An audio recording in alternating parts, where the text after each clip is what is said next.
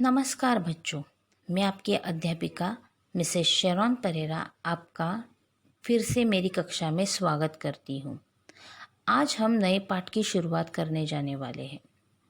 हमारे पाठ्यपुस्तक में से छठा पाठ जो कि एक निबंध है, हम उसे पढ़ने जा रहे हैं, जिस निबंध का नाम पाप के 4 हथियार यह है और इसके लेखक कन्हैयालाल मिश्र उर्फ प्रभाकर जी हैं।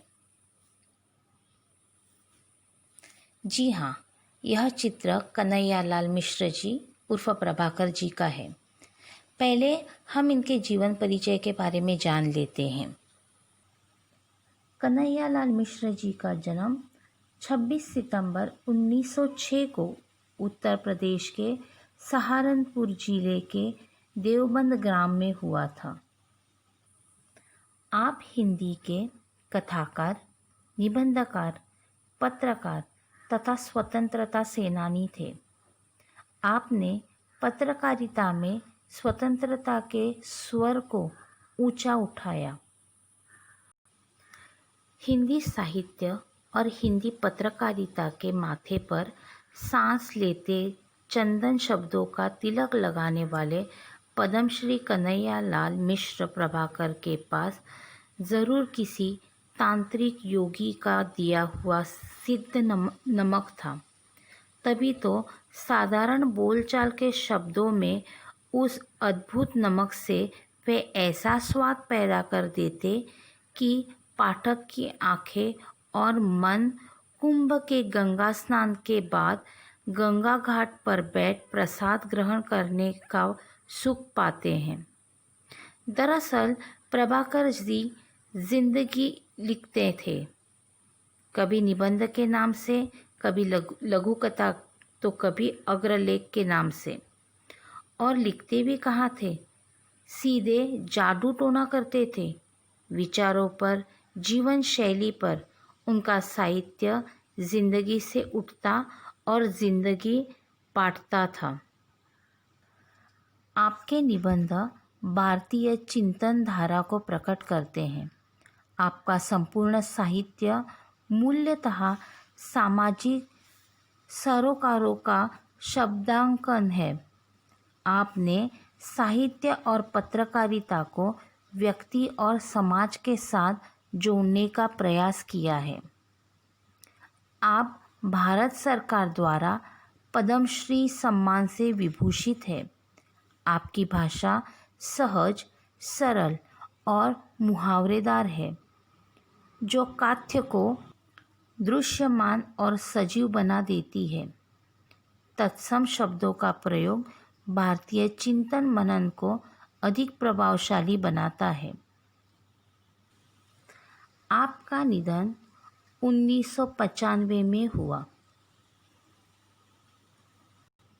आपने आपके जीवन काल में बहुत सी कृतियाँ लिखी हैं, जिसमें धरती के फूल यह आपका कहानी संग्रह है, जिंदगी मुस्कुराई, बजे पायलिया के घुंघरू, जिंदगी लहलहाई, महके आंगन चहके द्वार यह आपका निबंध संग्रह है, दीप जले शंख बजे, माटी हो गई सोना यह संस्मरण एवं रेखाचित्र आपके आदि कृतियाँ बहुत प्रसिद्ध है। आपने सामाजिक शैली, राजनैतिक शैली, धार्मिक शैली आदियों में अनेक रचनाएं की है। इसमें से पाप के 4 हथियार यह आपकी सामाजिक शैली है। विधा परिचय। निबंध का अर्थ है विचारों को भाषा में व्यवस्थित रूप से बांधना। हिंदी साहित्य शास्त्र में निबंध को गद्य की कसौटी माना गया है। निबंध विधा में जो पारंगत है वह गद्य की अन्य विधाओं को सहजता से लिख सकता है। निबंध विधा में वैचारिकता का अधिक महत्व होता है तथा विषय को प्रखरता से पाठकों के सम्मुख रखने की समर्थता होती है। पाठ परिचय। प्रत्येक युग में विचारकों, दार्शनिकों, संतों, महापुरुषों ने पाप, अपराध, दुष्कर्मों से मानव जाति को मुक्ति दिलाने का प्रयास किया। परंतु विडंबना यह है कि आज भी विश्व में अन्याय, अत्याचार, भ्रष्टाचार, पाप और दुष्कर्मों का बोलबाला है और मनुष्य जाने अनजाने इन्हीं का समर्थक बना हुआ है। समाज संतों, महापुरुषों की जयंतियाँ मनाता है, जय जयकार करता है, उनके स्मारकों का निर्माण करता है, परंतु उनके विचारों को आचरण में नहीं उतारता। ऐसा क्यों होता है? लेखक ने अपने चिंतन के आधार पर इस प्रश्न का उत्तर खोजने का प्रयास प्रस्तुत निबंध में किया है। तो बच्चों, अभी मैं पाठ का वाचन करती हूँ। सब लोग अपनी पाठ्य पुस्तक में देख लो। लेखक लिखते हैं, जॉर्ज बर्नार्ड शॉ का एक पैराग्राफ मैंने पढ़ा है। वह उनके अपने ही संबंध में है। मैं खुली सड़क पर कोड़े खाने के इसलिए बच जाता हूँ कि लोग मेरी बातों को दिल लगी समझकर उड़ा देते हैं।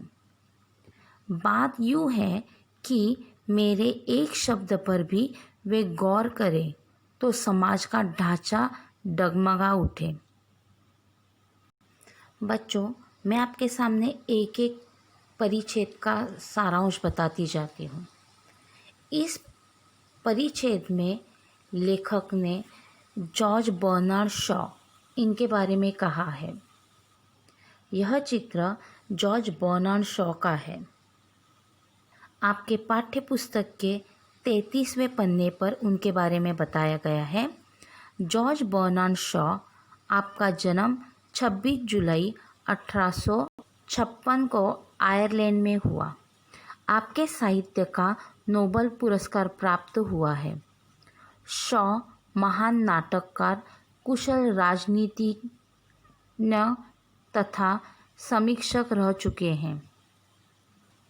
Pygmalion, Doctor's Dilemma, Man and Superman, Caesar and Cleopatra आपके प्रसिद्ध नाटक है। जब जॉर्ज बर्नार्ड शॉ को लगा कि मुझे साहित्य सीखना है तो वह आयरलैंड से इंग्लैंड में आ गए और यहाँ पर आने के बाद उन्होंने अपनी साहित्य की शिक्षा प्राप्त की।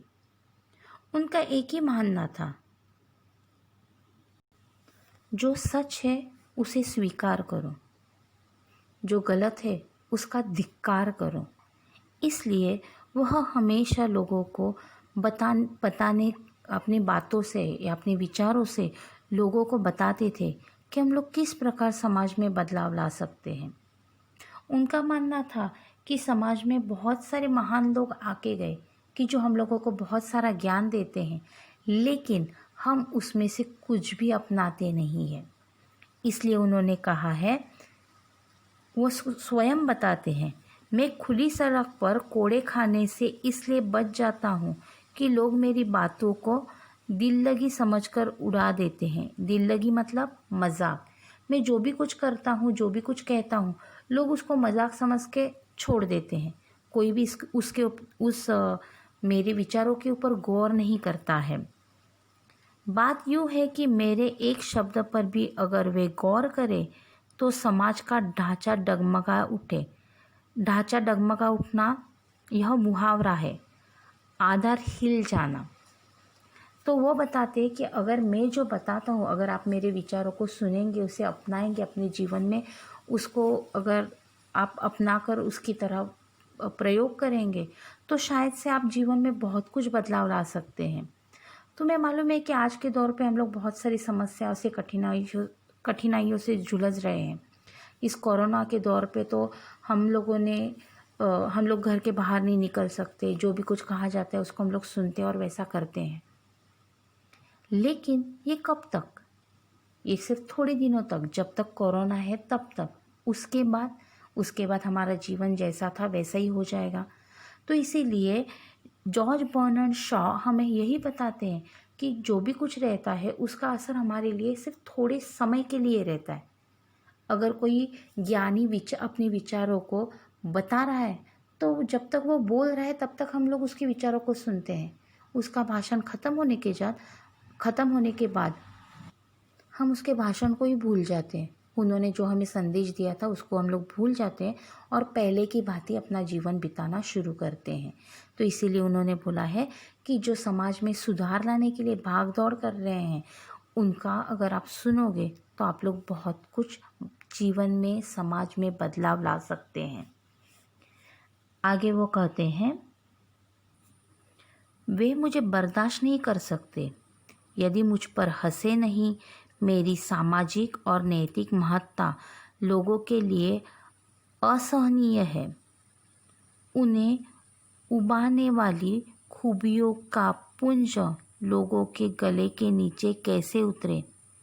इसलिए मेरे नागरिक बंधु या तो कान पर उंगली रख लेते हैं या बेवकूफ़ी से ही हंसी के अंबर के नीचे ढक देते हैं मेरी बात। शॉ के इस शब्द में अहंकार की पैनी धार है। यह कहकर हम इन शब्दों की उपेक्षा नहीं कर सकते क्योंकि इनमें संसार का एक बहुत ही महत्वपूर्ण सत्य कह दिया गया है। शॉ कहते हैं आगे कि मेरी मानसिकता, मेरी नैतिक महत्ता लोगों के लिए असहनीय है। मतलब मैं जो बोलता हूँ वो सहन नहीं कर सकते, इसलिए वो उसको अपने कान में या उसके ऊपर कोई भी अमल नहीं करते हैं। उन्हें उबाने वाली खूबियों मतलब विशेषता की पूंजी लोगों के गले के नीचे कैसे उतरे।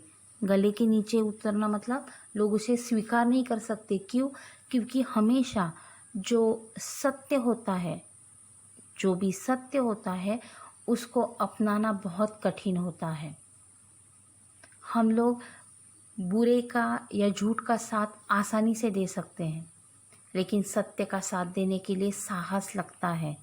तो शॉ बताते हैं कि मैं जो बताता हूँ वो लोगों के गले से नीचे उतरना बहुत कठिन जाता है उनके लिए।